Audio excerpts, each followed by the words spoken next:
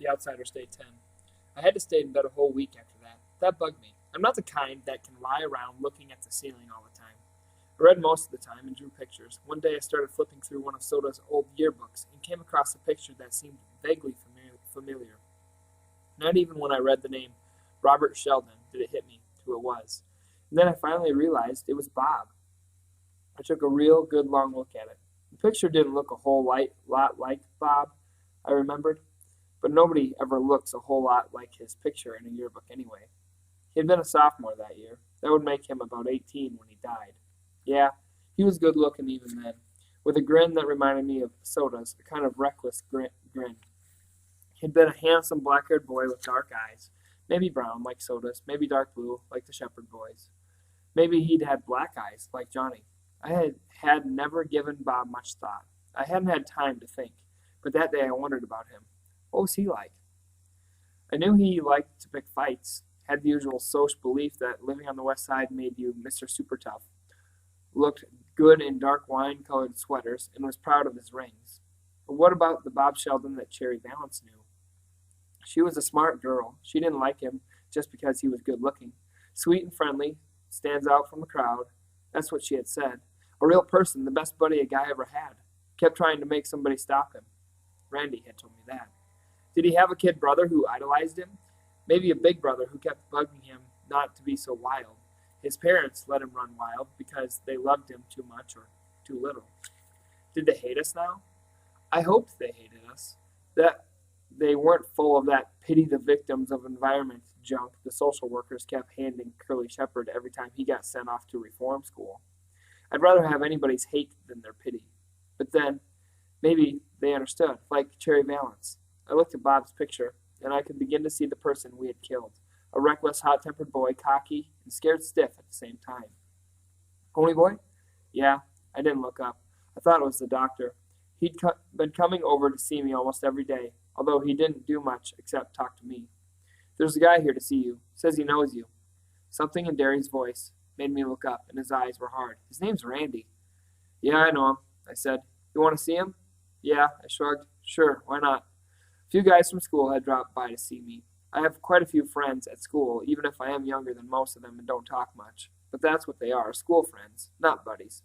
I'd been glad to see them, but it bothered me because we live in kind of a lousy neighborhood and our house isn't real great. It's run down looking and everything, and the inside's kind of poor looking too, even though for a bunch of boys we do a pretty good job of house cleaning. Most of my friends at school come from good homes, not filthy rich, like the Socs, but middle class anyway. It was a funny thing. It bugged me about my friends seeing our house, but I couldn't have cared less about what Randy thought. Hi, Pony Boy. Randy looked uncomfortable, standing in the doorway. Hi, Randy, I said. Have a seat if you can find one. Books were lying all over everything. He pushed a couple off a chair and sat down. How you feeling? Cherry told me your name was on the school bulletin. I'm okay. You can't really miss my name on any kind of bulletin. He still looked uncomfortable, although he tried to grin. Want to smoke? I offered him a weed, but he shook his head. No thanks. Pony Boy, one reason I came here was to see if you were okay. But we got to go see the judge tomorrow. Yeah, I said, lighting a cigarette. I know. Hey, holler if you see one of my brothers coming. I'll catch it for smoking in bed. My dad says for me to tell the truth and nobody can get hurt. He's kind of upset about all this. I mean, my dad's a good guy and everything, better than most, and I kind of let him down, being mixed up in all this. I just looked at him. That was the dumbest remark I ever heard anyone make. He thought he was mixed up in this? He didn't kill anyone. He didn't get his head busted in a rumble. It wasn't his buddy that was shot down under a streetlight. Besides, what did he have to lose? His old man was rich. He could pay whatever fine there was for being drunk and picking a fight. I wouldn't mind getting fined, Randy said, but I feel lousy about the old man. And it's the first time I've felt anything in a long time. The only thing I felt in a long time was being scared. Scared stiff.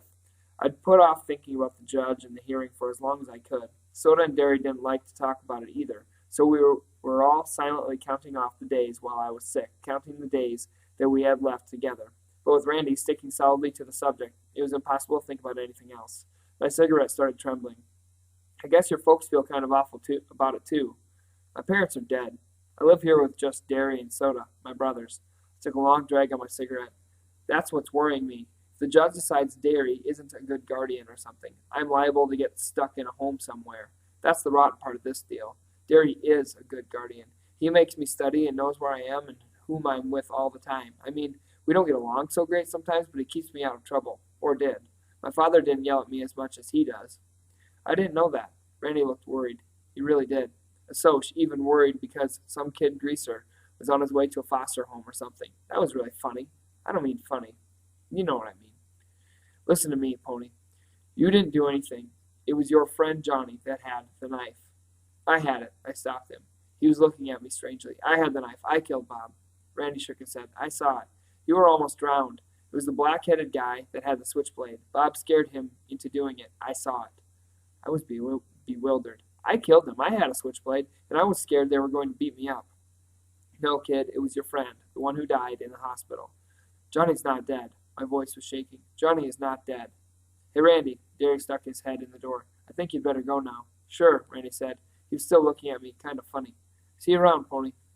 Don't ever say anything to him about Johnny, I heard Derry say in a low voice as they went out. He's still pretty racked up mentally and emotionally. The doc said he'd get over it if we gave him time. I swallowed hard and blinked. He was just like all the rest of the Soches, cold-blooded mean. Johnny didn't have anything to do with Bob's getting killed. Ponyboy Curtis, put out that cigarette. Okay, I put it out. I ain't going to go to sleep smoking, Derry. If you make me stay in bed, there ain't anywhere else I can smoke. You're not going to die if you don't get a smoke. But if that bed catches on fire, you will. You couldn't make it to the door through that mess. Well, golly, I can't pick it up, and Soda doesn't, so I guess that leaves you. He was giving me one of those looks. All right, I said. That don't leave you. Maybe Soda will straighten it up a little. Maybe you can be a little neater, huh, little buddy?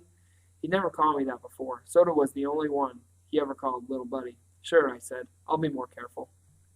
Chapter 12. The hearing wasn't anything like I thought it would be. Besides, Derry and Soda and me, nobody was there except Randy and his parents and Cherry Valance and her parents and a couple of the other guys that had jumped Johnny and me that night. I don't know what I expected the whole thing to be like. I guess I've been watching too many Perry Mason shows. Oh yeah, the doctor was there, and he had a long talk with the judge before the hearing. I didn't know what he had to do with it then, but I do now. First, Randy was questioned. He looked a little nervous, and I wish they'd let him have a cigarette. I wish they'd let me have a cigarette. I was more than a little shaky myself. Derry had told me to keep my mouth shut no matter what Randy and everybody said, and that I'd get my turn. All the Soches told the same story, and stuck mainly to the truth, except they said Johnny had killed Bob. But I figured I could straighten that point out when I got my turn. Sherry told them what had happened before and after Johnny and I had been jumped. I think I saw a couple of tears slide down her cheeks, but I'm not sure. Her voice was sure steady, even if she was crying. The judge questioned everyone carefully, but nothing real emotional or exciting happened like it does on TV. He asked Derry and Soda a little bit about Dally, I think to check our background and find out what kind of guys we hung out with. Was he a real good buddy of ours? Derry said. Yes, sir, looking straight at the judge, not flinching. But Soda looked at me like he was sentencing me to the electric chair before he gave the same answer. I was real proud of both of them. Dally had been one of our gang, and we wouldn't desert him. I thought the judge would never get around to questioning me. Man, I was scared almost stiff by the time he did. And you know what? They didn't ask me a thing about Bob's getting killed. All the judge did was ask me if I liked living with Derry, if I liked school, what kind of grades I made, and stuff like that. I couldn't figure it out then, but later I found out what the doctor had been talking to the judge about. I guess I looked as scared as I really was because the judge grinned at me and told me to quit chewing my fingernails. That's a habit I have. Then he said I was acquitted, and the whole case was closed. Just like that. Didn't give me a chance to talk. But that didn't bother me a lot. I didn't feel like talking anyway. I wish I could say that everything went back to normal, but it didn't, especially me. I started running into things, like the door, and kept tripping over the coffee table and losing things. I always have been kind of absent-minded, but man, then I was lucky if I got home from school with the right notebook and with both shoes on. I walked all the way home once in my stocking feet and didn't even notice it until Steve made some bright remark about it. I guess I'd left my shoes in the locker room at school, but I never did find them. And another thing, I quit eating. I used to eat like a horse, but all of a sudden I wasn't hungry. Everything tasted like bologna. I was lousing up my schoolwork, too. I didn't do too badly in math, because Derry checked over my homework and that, and usually caught all my mistakes and made me do it again. But in English I really washed out. I used to make A's in English, mostly because my teacher made us do compositions all the time. I mean, I know I don't talk good English. Have you ever seen a hood that did? But I can write it good when I try. At least I could before. Now I was lucky to get a D on a composition. It bothered my English teacher the way I was goofing up. He's a real good guy who makes us think. And you can tell he's interested in you as a person, too. One day he told me to stay in after the rest of the class left. Ponyboy, I'd like to talk to you about your grades. Man, I wish I could beat it out of there. I knew I was flunking out in that class, but golly, I couldn't help it. There's not much to talk about, judging from your scores, Pony. I'll give it to you straight. You're failing this class right now, but taking into consideration the circumstances, if you come up with a good semester theme, I'll pass you with a C grade. Taking into consideration the circumstances? Brother, was that ever a way to tell me he knew I was goofing up because I'd been in a lot of trouble? At least that was a roundabout way of putting it. The first week of school after the hearing had been awful. People I knew wouldn't talk to me, and people I didn't know would come right up and ask about the whole mess. Sometimes even teachers. And my history teacher, she acted as if she was scared of me, even though I'd never caused any trouble in her class. You can bet that made me feel real tough. Yes, sir, I said. I'll try. What's the theme supposed to be on? Anything you think is important enough to write about. And it isn't a reference theme. I want your own ideas and your own experiences. My first trip to the zoo. Oh boy, oh boy. Yes, sir, I said, and got out of there as fast as I could. At lunch hour, I met Two-Bit and Steve out in the back parking lot. We drove over to a little neighborhood grocery store to buy cigarettes and Cokes and candy bars. The store was the Grease hangout, and that was about all we ever had for lunch. The socials were causing a lot of trouble in the school cafeteria, throwing silverware and stuff, and everybody tried to blame it on us greasers. We all got a big laugh out of that. Greasers rarely even eat in the cafeteria. I was sitting on the fender of Steve's car, smoking and drinking a Pepsi while he and Two-Bit were inside talking to some girls, when a car drove up and 3 socials got out. I just sat there and looked at them, and took another swallow of the Pepsi. I wasn't scared. It was the oddest feeling in the world. I didn't feel anything, scared, mad, or anything. Just zero. You're the guy that killed Bob Sheldon, one of them said, and he was a friend of ours. We don't like nobody killing our friends, especially greasers. Big deal. I busted the end off my bottle and held on to the neck and tossed away my cigarette. You get back into your car, or you'll get split. They looked kind of surprised, and one of them backed up. I mean it. I hopped off the car. I've had about all I can take from you guys. I started toward them, holding the bottle the way Tim Shepard holds a switch, out and away from myself, in a loose but firm hold. I guess they knew I meant business, because they got into the car and drove off.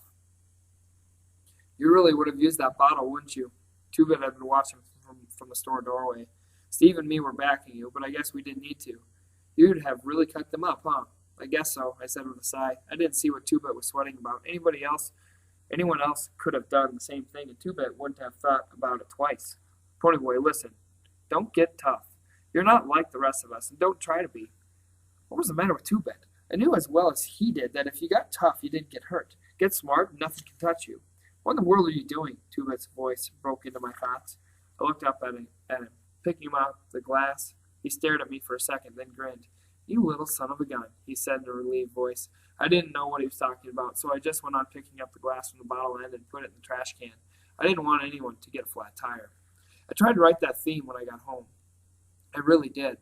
Mostly because Derry told me to, or less. I thought about writing about Dad, but I couldn't. It's going to be a long time before I can even think about my parents. A long time. I tried writing about Soda's horse, Mickey Mouse, but I couldn't get it right. It always came out sounding corny. So I started writing names across the paper. Daryl Shane Curtis Jr., Soda Patrick Curtis, Ponyboy Michael Curtis. Then I drew horses all over it. That was going to get a good grade, like all get out. Hey, did the mail come in yet? Soda slammed the door and yelled for the mail, just the way he does every day when he comes home from work. I was in the bedroom. But I knew he would throw his jacket toward the sofa and miss it, take off his shoes and go into the kitchen for a glass of chocolate milk, because that's what he does every day of his life. He always runs around in his stocking feet. He doesn't like shoes.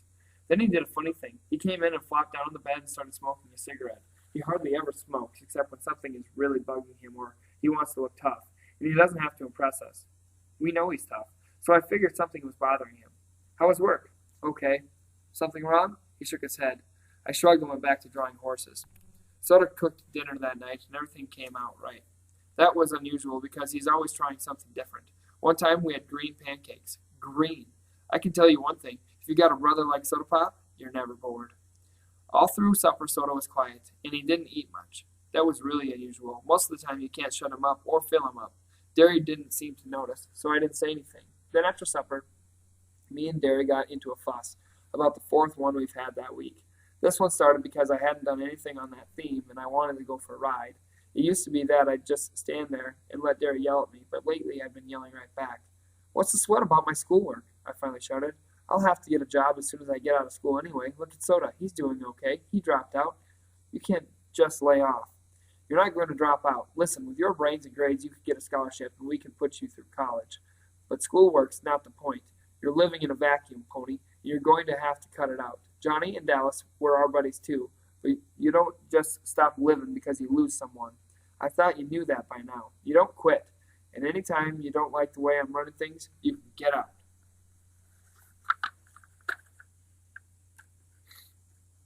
Damn. I went tight and cold. We never talked about Dallas or Johnny. "You'd like that, wouldn't you? You'd like me just to get out." "Well, it's not that easy, is it, Soda?" But when I looked at Soda, I stopped. His face was white, and when he looked at me, his eyes were wide with a pained expression. I suddenly remembered Curly Shepherd's face when he slipped off the telephone pole and broke his arm. "Don't. Oh, guys, why can't you?" He jumped up suddenly and bolted out the door. Derry and I were struck dumb. Derry picked up the envelope that Soda had dropped. "It's the letter he wrote Sandy," Derry said without expression. "Returned, unopened." So that was what had been bugging Soda all afternoon, and I hadn't even bothered to find out. And while I was thinking about it, I realized that I had never had paid much attention to Soda's problems. Derry and I just took it for granted that he didn't have any. When Sandy went to Florida, it wasn't Soda, Pony Boy. He told me he loved her, but I guess she didn't love him like he thought she did, because it wasn't him. "You don't have to draw me a picture," I said. "He wanted to marry her anyway, but she just left." Derry was looking at me with a puzzled expression. "Why didn't he tell you?" "I didn't think he'd tell Steve or Two-Bit, but I thought he told you everything." "Maybe he tried," I said. How many times had Soda started to tell me something only to find out I was daydreaming or stuck in a book? He would always listen to me, no matter what he was doing. "He cried every night that week you were gone," Derry said slowly. "Both you and Sandy in the same week." He put the envelope down. "Come on, let's go after him." We chased him clear to the park. We were gaining on him, but he had a block's head start. "Circle around and cut him off," Derry ordered. Even out of condition, I was the best runner. "I'll stay right behind him."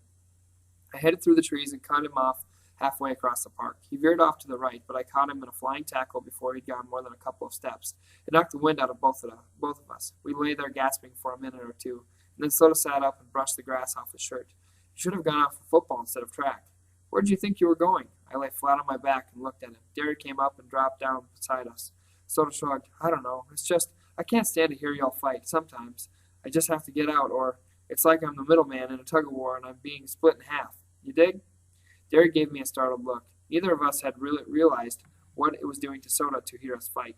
I was sick and cold with shame. What he said was the truth. Derry and I did play tug-of-war with him, with never a thought to how much it was hurting him. Soda was fiddling with some dead grass. I mean, I can't take sides. It'd be a lot easier if I could, but I see both sides. Derry yells too much and tries too hard and takes everything too serious. And Pony Boy, you don't think enough. You don't realize all Derry's giving up just to give you a chance he missed out on. He could have stuck you in a home somewhere and worked his way through college. Pony Boy, I'm telling you the truth. I dropped out because I'm dumb. I really did try in school, but you saw my grades. Look, I'm happy working in a gas station with cars. You'd never be happy doing something like that. And Derry, you ought to try to understand him more, and quit bugging him about every little mistake he makes. He feels things differently than you do." He gave us a pleading look. "Golly, you two, it's bad enough having to listen to it, but when you start trying to get me to take sides," tears welled up in his eyes, "we're all we've got left. We ought to be able to stick together against everything. If we don't have each other, we don't have anything. If you don't have anything, you end up like Dallas. And I don't mean dead, either. I mean like he was before, and that's worse than dead. Please," he wiped his eyes on his arm, "don't fight anymore." Derry looked real worried. I suddenly realized that Derry was only 20, and that he wasn't so much older that he couldn't feel scared or hurt and as lost as the rest of us. I saw that I had expected Derry to do all the understanding without even trying to understand him, and he had given up a lot for Soda and me. "Sure, little buddy," Derry said softly. "We're not going to fight anymore. Hey, Pony Boy." Soda gave me a tearful grin. "Don't you start crying, too. One ball baby in the family's enough." "I'm not crying," I said. Maybe I was. I don't remember. Soda gave me a playful punch on the shoulder. No more fights, okay, Pony Boy? Derry said. Okay, I said, and I meant it. Derry and I would probably still have misunderstandings. We were too different not to. But no more fights. We couldn't do anything to hurt Soda. Soda Pop would always be the middleman, but that didn't mean he had to keep getting pulled apart. Instead of Derry and me pulling me apart, he'd be pulling us together. Well, Soda said, I'm cold. How about going home? Race you, I challenged, leaping up. It was a real nice night for a race. The air was clear and cold and so clean it almost sparkled. The moon wasn't out, but the stars lit up everything. It was quiet, except for the sound of our feet on the cement and the dry, scraping sound of leaves blowing across the street. It was a real nice night. I guess I was still out of shape because we all three tied. No, I guess we all just wanted to stay together. I still didn't want to do my homework that night, though, when I hunted around for a book to read. But I'd read everything in the house about 50 million times, even Derry's copy of The Carpetbaggers, though he told me I wasn't old enough to read it. I thought so, too, after I finished it. Finally, I picked up Gone with the Wind and looked at it for a long time. I knew Johnny was dead. I had known it all the time, even while I was sick and pretending he wasn't. It was Johnny, not me, who had killed Bob. I knew that, too. I had just thought that maybe if I played like Johnny wasn't dead, it wouldn't hurt so much. The way Two-Bit, after the police had taken Dally's body away, had griped because he had lost his switchblade when they searched Dallas. Is that all that's bothering you? That switchblade? A red-eyed Steve had snapped at him. No, Two-Bit had said with a quivering sigh, but that's what I'm wishing was all that was bothering me. But it still hurt anyway. You know a guy a long time, and I mean really know him, you don't get used to the idea that he's dead just overnight. Johnny was something more than a buddy to all of us. I guess he had listened to more beefs and more problems from more people than any of us. A guy that'll really listen to you. Listen and care about what you're saying is something rare. And I couldn't forget him telling me that he hadn't done enough, hadn't been out of our neighborhood all his life. And then it was too late. I took a deep breath and opened the book. A slip of paper fell out on the floor, and I picked it up. Pony Boy, I asked the nurse to give you this book so you could finish it. It was Johnny's handwriting. I went on reading, almost hearing Johnny's quiet voice. The doctor came in a while ago, but I knew anyway. I keep getting tireder and tireder. Listen, I don't mind dying now. It's worth it. It's worth saving those kids. Their lives are worth more than mine. They have more to live for. Some of their parents came by to thank me, and I know it was worth it. Tell Dally it's worth it. I'm just going to miss you guys. I've been thinking about it in that poem. That guy that wrote it, he meant you're gold when you're a kid, like green. When you're a kid, everything's new, dawn. It's just when you get used to everything that it's day, like the way you dig sunsets, Pony. That's gold. Keep that way. It's a good way to be. I want you to tell Dally to look at one. He'll probably think you're crazy, but ask for me. I don't think he's ever really seen a sunset. And don't be so bugged over being a greaser. You still have a lot of time to make yourself be what you want. There's still lots of good in the world. Tell Dally. I don't think he knows. Your buddy, Johnny. Tell Dally. It was too late to tell Dally. Would he have listened? I doubt it. Suddenly, it wasn't only a personal thing to me. I could picture hundreds and hundreds of boys living on the wrong sides of cities, boys with black eyes who jumped at their own shadows, hundreds of boys who maybe watched sunsets and looked at stars and ached for something better. I could see boys going down under streetlights because they were mean and tough and hated the world, and it was too late to tell them that there was still good in it, and that they wouldn't believe you if you did. It was too vast a problem to be just a personal thing. There should be some help. Someone should tell them before it was too late. Someone should tell their side of the story, and maybe people would understand then, and wouldn't be so quick to judge a boy by the amount of hair oil he wore. It was important to me. I picked up the phone book and called my English teacher. Mr. Syme, this is Pony Boy. That theme, how long can it be? Why, not less than 5 pages. He sounded a little surprised. I'd forgotten it was late at night. Can it be longer? Certainly, Pony Boy, as long as you want it. Thanks, I said, and hung up. I sat down and picked up my pen and thought for a minute, remembering a handsome dark boy with a reckless grin and a hot temper, a tough, tow-headed boy with a cigarette in his mouth and a bitter grin on his hard face. Remembering, and this time it didn't hurt, a quiet, defeated-looking 16-year-old whose hair needed cutting badly, and who had black eyes with a frightened expression to them. 1 week had taken all 3 of them, and I decided I could tell people, beginning with my English teacher. I wondered for a long time how to start that theme, how to start writing about something that was important to me, and finally began like this.